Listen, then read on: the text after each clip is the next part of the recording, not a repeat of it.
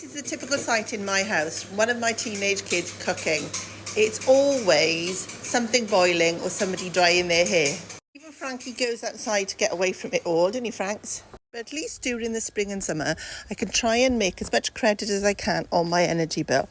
So I've got my bifold doors open. The heating's off. It's off from about the end of April till the start of October. I physically turn the boiler off because I absolutely hate it. And then I used to heat my hot water on the immersion on an off-peak rate, but now I use my solar panels. I intend to make the credit quite simply from the excess solar that I generate.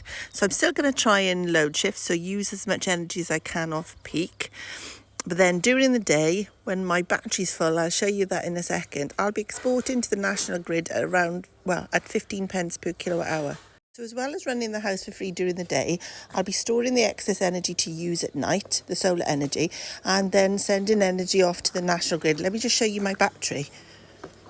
So this is where I store my battery in the garage. So this is my home battery. It's a 13.5 kilowatt hour battery. As you can tell from a miniature dash sound, it isn't actually that big. Above it, I've got my inverter. Now, this is what converts the solar generation into usable energy within the home. So if you have a battery or not, everybody will have an inverter.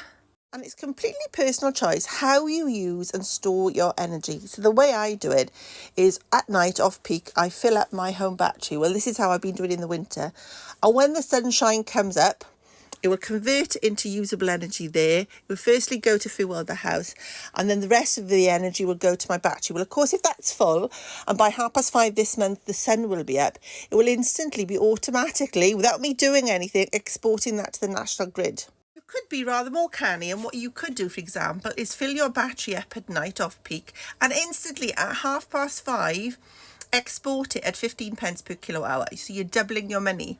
There's so many variations, but this battery and all of the GivEnergy batteries have a 12-year guarantee. So some people say, is it worth doing that for the usage you put on your battery? But you do have 12 years guarantee for this battery and any other GivEnergy battery that you get. Also debate, for example, should you use your solar generation to heat your hot water? And you might think, well, that's obvious. If the sun is free, why not use it to heat your hot water rather than using gas or electricity? But at night, if you've got a reduced rate, say a 7.5 pence per kilowatt hour rate, if you're on Intelligent Octoous Go, you could heat it up then.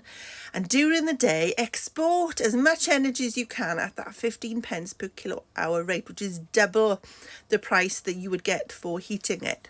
But for me, it's a balance. So I want to use as much solar as I can in the house. Yes, I can get paid more for exporting it than I can for using it for free. If I can delay putting my washing machine on till later this evening, I could do that 7.5 pence instead of using it now, and I get 15 pence for my export.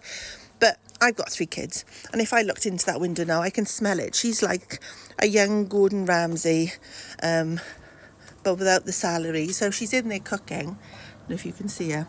And upstairs, my other daughter, as I said, is blow drying her hair. I come out to the garden with Frankie for a change of scenery and to forget about my home energy bills. It's where I come to relax. But to be honest, it's up to each individual home to make their decision. If you're stuck and you want any advice, I'm really geeky about it. Just drop me a message, and while I'm contemplating life in the back garden, I'll send you a message. You can also go to my website. If you go to sarahgogreen.com, you'll see lots of different places where I chat, like on Twitter or TikTok, and you can reach out to me. And if you're interested in tariffs, there's also a link to tariffs there where I do a full review on them as well.